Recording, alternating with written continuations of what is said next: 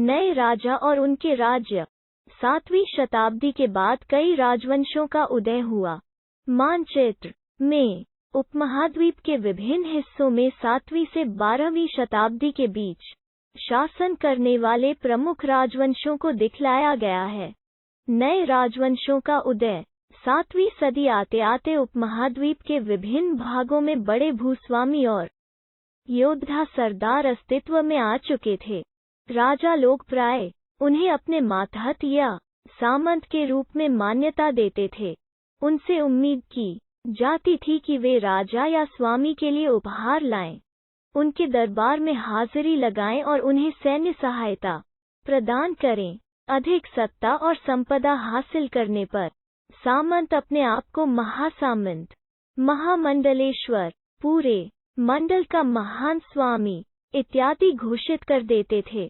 कभी कभी वे अपने स्वामी के आधिपत्य से स्वतंत्र हो जाने का दावा भी करते थे। इस तरह का एक उदाहरण में राष्ट्रकूटों का था। शुरुआत में वे कर्नाटक के चालुक्य राजाओं के अधीनस्थ थे। 8वीं सदी के मध्य में एक राष्ट्रकूट प्रधान दंतीदुर्ग ने अपने चालुक्य स्वामी की अधीनता से इनकार कर दिया, उसे हराया और हिरण्यगर्भ, शाब्दिक अर्थ सोने का गर्भ, नामक एक अनुष्ठान किया। जब यह अनुष्ठान ब्राह्मणों की सहायता से संपन्न किया जाता था, तो यह माना जाता था कि इससे याजक जन्म क्षत्रिय न होते हुए भी क्षत्रिय के रूप में दोबारा क्षत्रियत्व प्राप्त कर लेगा। कुछ अन्य उदाहरणों में उद्यमी परिवारों के पुरुषों ने अपनी राजशाही कायम करने के लिए सैन्य कौशल का इस्तेमाल किया। मिसाल के तौर पर कदम्ब मयूर शर्मन और गुर्जर प्रतिहार हरिचंद्र ब्राह्मण थे, जिन्होंने अपने परंपरागत पेशे को छोड़कर शस्त्र को अपना लिया और क्रमशः कर्नाटक और राजस्थान में अपने राज्य सफलतापूर्वक स्थापित किए। राज्यों में प्रशासन। इन नए राजाओं में से कईयों ने महाराजाधिराज राजाओं के राजा, त्रिभुवन चक्रवर्तिन, 3 भुवनों का स्वामी और इसी तरह की अन्य भारी भरकम उपाधियां धारण की। लेकिन इस तरह के दावों के बावजूद वे अपने सामंतों और साथ ही साथ किसान, व्यापारी तथा ब्राह्मणों के संगठनों के साथ अपनी सत्ता की साझेदारी करते थे। इन सभी राज्यों में उत्पादकों, किसानों, पशुपालकों, कारीगरों से संसाधन इकट्ठे किए जाते थे। इनको अक्सर अपने उत्पादों का एक हिस्सा त्यागने के लिए मनाया या बाध्य किया जाता था। कभी कभी इस हिस्से को लगान मानकर वसूला जाता था, क्योंकि प्राप्त करने वाला भूस्वामी होने का दावा करता था। राजस्व व्यापारियों से भी लिया जाता था। ये संसाधन राजा की व्यवस्था का वित्तीय आधार बनते थे। साथ ही मंदिरों और दुर्गों के निर्माण में भी इस्तेमाल होते थे। संसाधन उन युद्धों को लड़ने में भी इस्तेमाल होते थे जिनसे लूट की शक्ल में धन मिलने की तथा जमीन और व्यापारिक मार्गों के प्रयोग की संभावनाएं बनती थीं। राजस्व वसूली के लिए पदाधिकारियों की नियुक्ति सामान्यतः प्रभावशाली परिवारों के बीच से ही की जाती थी और प्राय वंशानुगत होती थी। सेना में भी ऐसा ही होता था। कई बार राजा के निकट संबंधी ही इन ओहदों पर होते थे। प्रशस्तियां और भूमि अनुदान। प्रशस्तियों में ऐसे ब्यौरे होते हैं जो शब्दिश सत्य नहीं भी हो सकते, लेकिन ये प्रशस्तियां हमें बताती हैं कि शासक खुद को कैसा दर्शाना चाहते थे। मिसाल के लिए शूरवीर, विजयी योद्धा के रूप में ये विद्वान ब्राह्मणों द्वारा रची गई थीं, जो अक्सर प्रशासन में मदद करते थे। राजा लोग प्राय ब्राह्मणों को भूमि अनुदान से पुरस्कृत करते थे। ये ताम्र पत्रों पर अभिलिखित होते थे, जो भूमि पाने वाले को दिए जाते थे। 12वीं शताब्दी में एक संस्कृत काव्य भी रचा गया, जिसमें कश्मीर पर शासन करने वाले राजाओं का इतिहास दर्ज है। इसे कल्हण नामक एक रचनाकार द्वारा रचा गया। कल्हण ने अपना वृतांत लिखने के लिए शिलालेखों, दस्तावेजों, प्रत्यक्षदर्शियों के वर्णों और पहले के इतिहासों समेत अनेक तरह के स्रोतों का इस्तेमाल किया। प्रशस्तियों के लेखकों से भिन्न वो अक्सर शासकों और उनकी नीतियों के बारे में आलोचनात्मक रुख दिखलाता है। इसलिए 12वीं सदी के लिए यह असाधारण ग्रंथ था। धन के लिए युद्ध। आपने यह गौर किया होगा कि इनमें से प्रत्येक शासक राजवंश का आधार कोई क्षेत्र विशेष था। वे दूसरे क्षेत्रों पर भी नियंत्रण करने का प्रयास करते थे। एक विशेष रूप से वांछनीय क्षेत्र था गंगा घाटी में कन्नौज नगर। गुर्जर प्रतिहार। राष्ट्रकूट और पाल वंशों के शासक सदियों तक कन्नौज के ऊपर नियंत्रण को लेकर आपस में लड़ते रहे। चूंकि इस लंबी चली लड़ाई में 3 पक्ष थे, इसलिए इतिहासकारों ने प्रायः इसकी चर्चा त्रिपक्षीय संघर्ष के रूप में की है। जैसा कि हम देखेंगे, पृष्ठ 62-66 शासकों ने बड़े मंदिरों का निर्माण करवा कर भी अपनी सत्ता और संसाधनों का प्रदर्शन करने का प्रयास किया। इसलिए जब वे एक दूसरे के राज्यों पर आक्रमण करते थे, तो मंदिरों को भी अपना निशाना बनाते थे, जो कभी कभी बहुत अधिक संपन्न होते थे। आप अध्याय 5 में इसके बारे में और पढ़ेंगे। अफगानिस्तान के गजनी का सुल्तान महमूद ऐसे शासकों में से सबसे प्रसिद्ध है।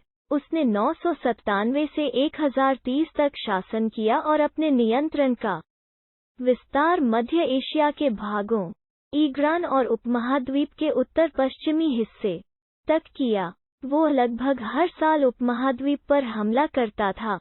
उसका निशाना थे संपन्न मंदिर, जिनमें गुजरात का सोमनाथ मंदिर भी शामिल था। महमूद जो धन उठा ले गया, उसका बहुत बड़ा हिस्सा गजनी में एक वैभवशाली राजधानी के निर्माण में खर्च हुआ। सुल्तान महमूद अपने द्वारा जीते गए लोगों के बारे में भी कई बातें जानना चाहता था और उसने अल बेरूनी नामक एक विद्वान को इस उपमहाद्वीप का लेखा जोखा लिखने का काम सौंपा। अरबी में लिखी गई उसकी कृति किताब अल हिंद आज भी इतिहासकारों के लिए एक महत्वपूर्ण स्रोत है। अल बेरूनी ने इसे तैयार करने के लिए संस्कृत के विद्वानों से परामर्श किया। युद्ध करने वाले दूसरे राजाओं में चाहमान भी थे, जो बाद में चौहान के रूप में जाने गए। वे दिल्ली और अजमेर के आसपास के क्षेत्र पर शासन करते थे। उन्होंने पश्चिम और पूर्व की ओर अपने नियंत्रण क्षेत्र का विस्तार करना चाहा, जहां उन्हें गुजरात के चालुक्यों और पश्चिमी उत्तर प्रदेश के गहद्वालों से टक्कर लेनी पड़ी। चाहमानों का सबसे प्रसिद्ध शासक था पृथ्वीराज तृतीय 1168-1192, जिसने सुल्तान मोहम्मद गोरी नामक अफगान शासक को 1191 में हराया, लेकिन दूसरे ही साल 1192 में उसके हाथों हार गया। चोल राज्य नजदीक से एक नज़र। उरैयोर से तंजावुर तक चोल वंश सत्ता में कैसे आया? कावेरी डेल्टा में मुट्टरियार नाम से प्रसिद्ध एक छोटे से मुखिया परिवार की सत्ता थी। वे कांचीपुरम के पल्लव राजाओं के मातहत थे। उरैयार के चोल वंशीय प्राचीन मुखिया परिवार के विजयालय ने 9वीं सदी के मध्य में मुट्टरियारों को हराकर इस डेल्टा पर कब्जा जमाया।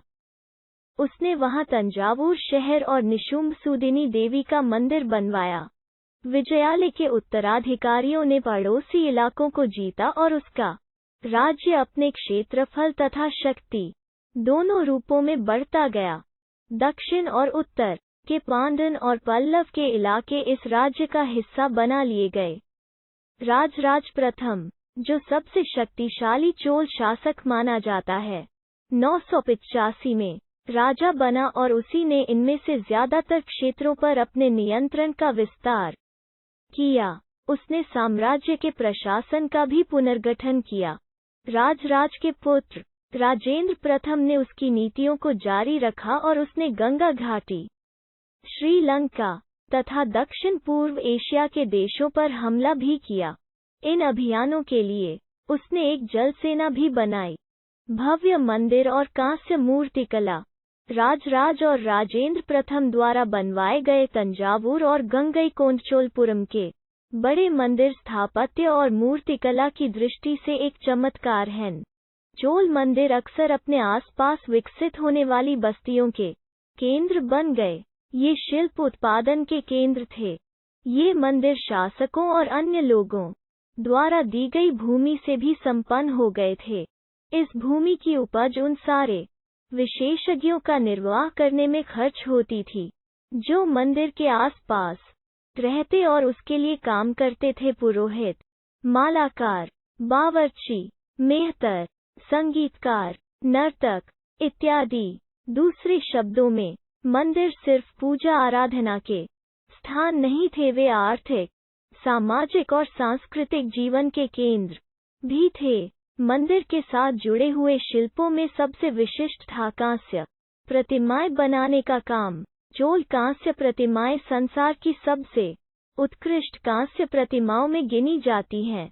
ज्यादातर प्रतिमाएं तो देवी देवताओं की ही होती थीं, लेकिन कुछ प्रतिमाएं भक्तों की भी बनाई गई थीं। कृषि और सिंचाई। चोलों की कई उपलब्धियां कृषि में हुए नए विकासों के माध्यम से संभव हुईं। मानचित्र 2 देखिए। गौर कीजिए कि कावेरी नदी बंगाल की खाड़ी में मिलने से पहले कई छोटी छोटी शाखाओं में बंट जाती है। ये शाखाएं बार बार पानी उलीचती हैं, जिससे किनारों पर उपजाऊ मिट्टी जमा होती रहती है। शाखाओं का पानी कृषि, विशेष चावल की खेती के लिए आवश्यक आर्द्रता भी मुहैया कराता है। हालांकि तमिलनाडु के दूसरे हिस्सों में कृषि पहले ही विकसित हो चुकी थी, पर 5वीं या 6ठी सदी में आकर ही इस इलाके में बड़े पैमाने पर खेती शुरू हो पाई। कुछ इलाकों में जंगलों को साफ किया जाना था और कुछ दूसरे इलाकों में जमीन को समतल किया जाना था। दैल्य क्षेत्रों में बाढ़ को रोकने के लिए तटबंध बनाए जाने थे और पानी को खेतों तक ले जाने के लिए नहरों का निर्माण होना था। कई क्षेत्रों में एक साल में 2 फसलें उगाई जाती थीं।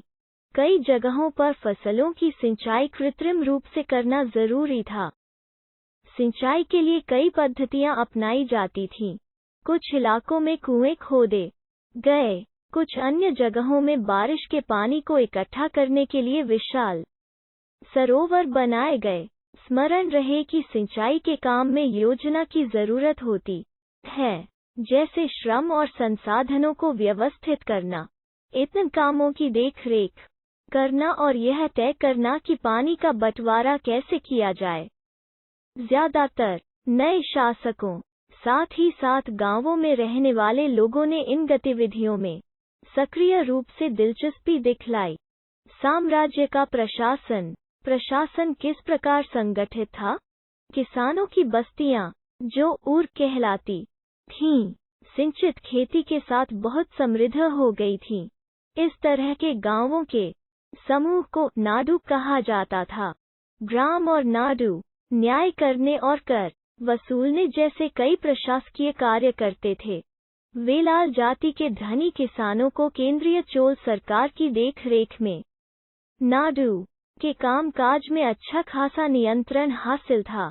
उनमें से कई धनी भूस्वामियों को चोल राजाओं ने सम्मान के रूप में मुर्वेद्वेलना 3 राजाओं को अपनी सेवाएं प्रदान करने वाला वेलन या किसान, अरैयार, प्रधान जैसी उपाधियां दी और उन्हें केंद्र में महत्वपूर्ण राजकीय पद सौंपे।